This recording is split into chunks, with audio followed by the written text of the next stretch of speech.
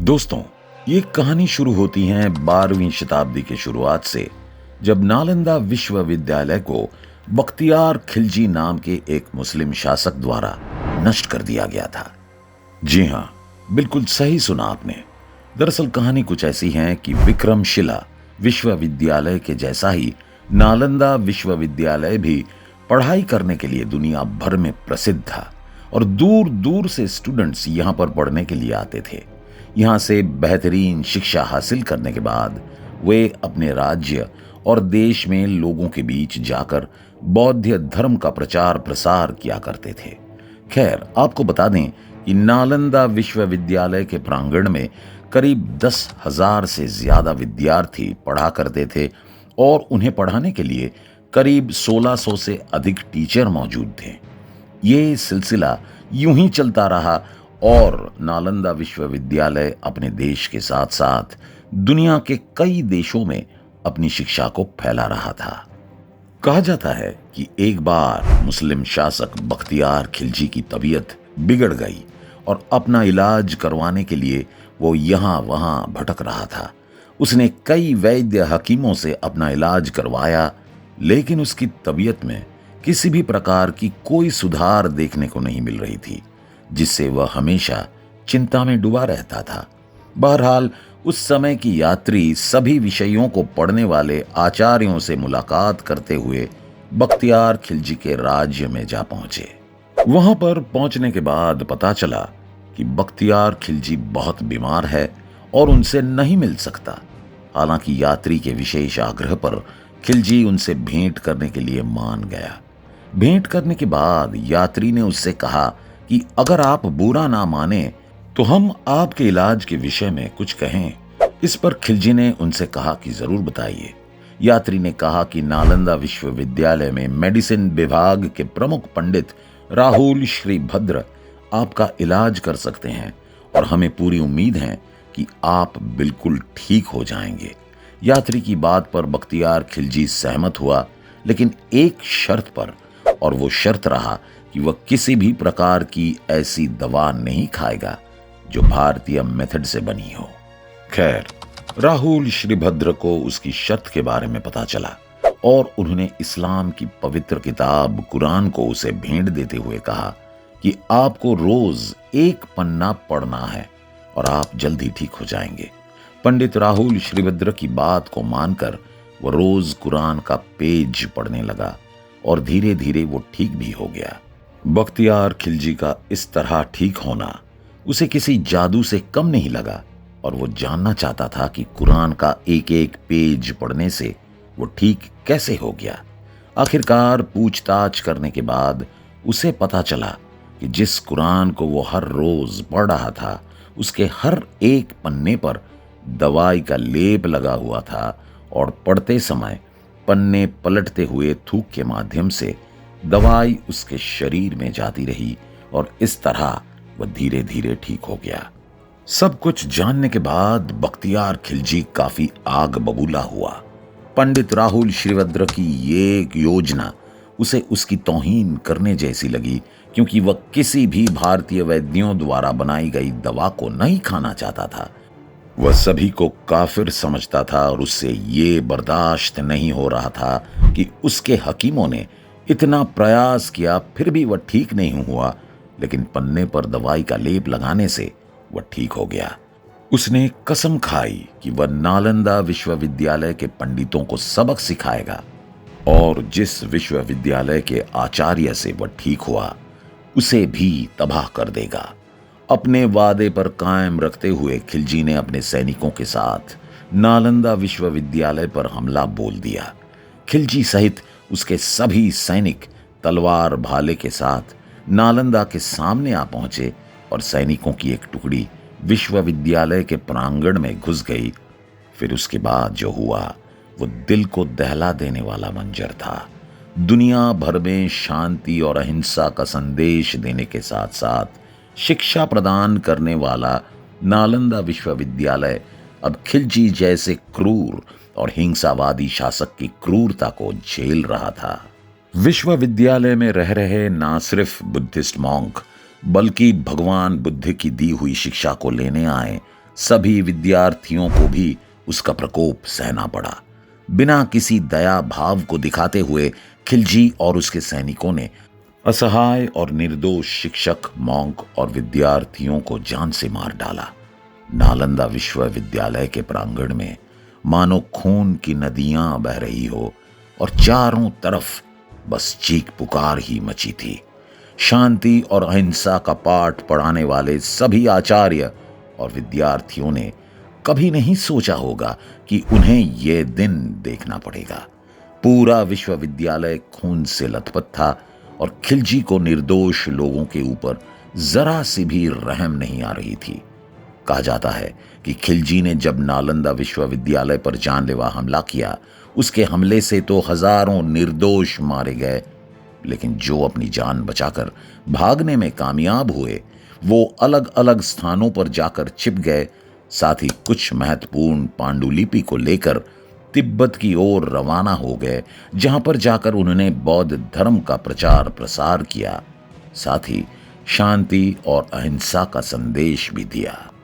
लेकिन जो लोग नहीं भाग पाए वो खिलजी की क्रूरता का शिकार हो गए। बताया जाता है कि बख्तियार खिलजी मूर्ति पूजा का विरोधी था और नालंदा विश्वविद्यालय में मौजूद सभी आचार्य, पंडित, शिक्षक और विद्यार्थी बुद्ध की मूर्ति को पूजा करते थे और वह मूर्ति पूजने वालों से नफरत करता था। इसलिए सभी को जान से मारने के साथ नालंदा विश्वविद्यालय को जला दिया। हालांकि इसके पीछे कोई ठोस प्रमाण तो नहीं है कि नालंदा विश्वविद्यालय को जलाने और वहां के अहिंसावादी लोगों को जान से मारने के पीछे बस यही एक कारण है। खैर, इस बात को लेकर अलग अलग इतिहासकार अपने अलग अलग मत देते हैं। दोस्तों, नालंदा विश्वविद्यालय दुनिया के प्रसिद्ध विश्वविद्यालयों में से एक था, जहां पर न सिर्फ भारत देश के बल्कि दुनिया भर से विद्यार्थी शिक्षा लेने के लिए आते थे। विश्वविद्यालय के परिसर में 3 लाइब्रेरी भी थी, जिन्हें खिलजी द्वारा जला दिया गया और उनमें रखे पुस्तकों के साथ देश का सुनहरा भविष्य भी जलकर राख हो गया। सारे रिसर्च पेपर्स भी जल गए, जो आगे चलकर विद्यार्थियों के बहुत काम आते। कहा जाता है कि विश्वविद्यालय के लाइब्रेरीज में मौजूद किताबें अगले 6 महीने तक जलती रही और मंजर हर किसी ने महसूस किया। इससे आप एक अंदाजा लगा सकते हैं कि वे किताबें गिनती में कितनी होंगी और किस चीज से बनी होंगी।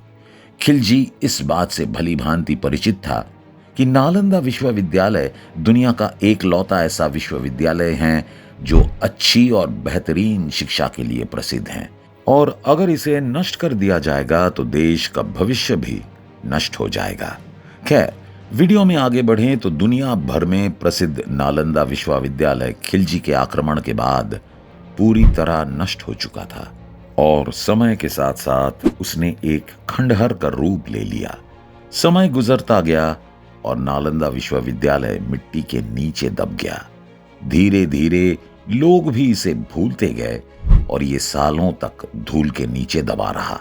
दुनिया भर में प्रसिद्ध नालंदा विश्वविद्यालय एक वीराना मरुभूमि बन गया था। लेकिन 19वीं सदी में एक अंग्रेज की नजर इस पर पड़ी।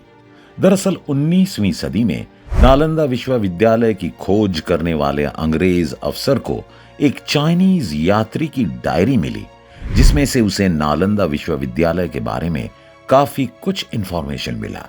जी हां, डायरी में दिए गए जानकारी के अनुसार वो अंग्रेज अफसर उस जगह पर गया, लेकिन उसे वहां पर कुछ भी नहीं मिला।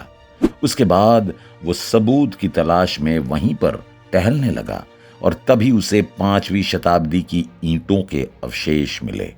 उसके बाद जब उसने वहां की मिट्टी को अपने हाथों से थोड़ा हटाया तो उसे एक के ऊपर एक रखी हुई ईंटों की दीवार महसूस हुई।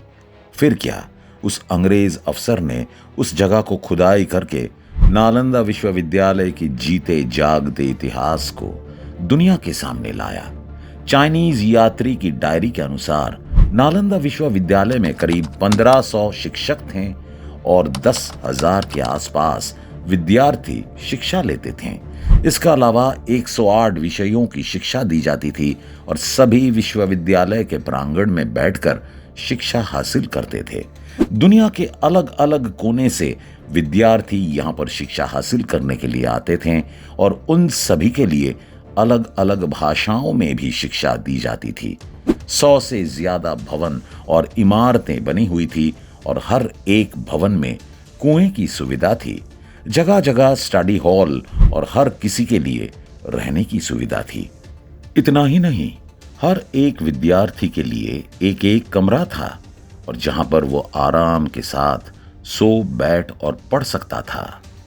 चीनी यात्री की डायरी के अनुसार जिस भी विद्यार्थी को नालंदा विश्वविद्यालय में दाखिला देनी होती थी, उसे सबसे पहले एक खास टेस्ट से गुजरना पड़ता था और 10 विद्यार्थियों में से महज 3 को ही सिलेक्ट किया जाता था।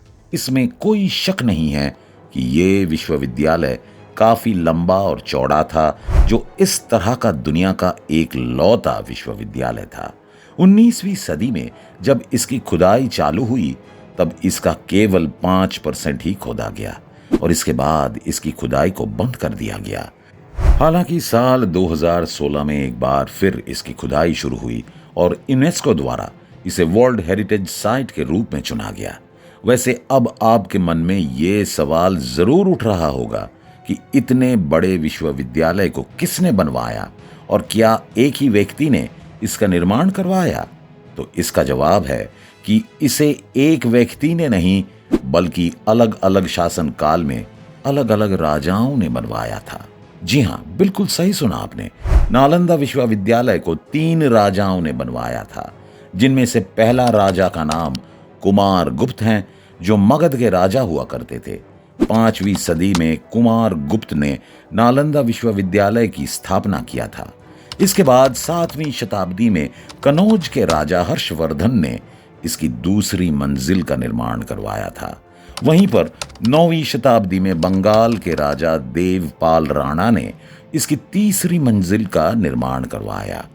तो इस तरह दुनिया भर में प्रसिद्ध नालंदा विश्वविद्यालय को गुप्त वंश, हर्ष वंश और पाल वंश ने अलग अलग समय पर बनवाया। साथ ही इसकी ख्याति को और अधिक बढ़ाया। आपको बता दें कि 19वीं सदी में पहली बार इसकी खुदाई करने वाले अंग्रेज अफसर का नाम था सर अलेक्जेंडर कनिंघम, और जिस चीनी यात्री की डायरी से उन्हें इसकी लोकेशन का पता चला, उसका नाम ह्यूएन-सांग था। कैसा लगा यह वीडियो कमेंट करके जरूर बताएं। बाकी उम्मीद करते हैं कि यह वीडियो आपको पसंद आई होगी। अगर वीडियो अच्छी लगी हो तो इसे लाइक और शेयर जरूर करें और इसी तरह की इंफॉर्मेटिव वीडियो देखने के लिए हमारे इस चैनल को सब्सक्राइब भी करें। फिलहाल के लिए इस वीडियो में बस इतना ही। मिलते हैं किसी अन्य इंफॉर्मेटिव वीडियो के साथ। धन्यवाद।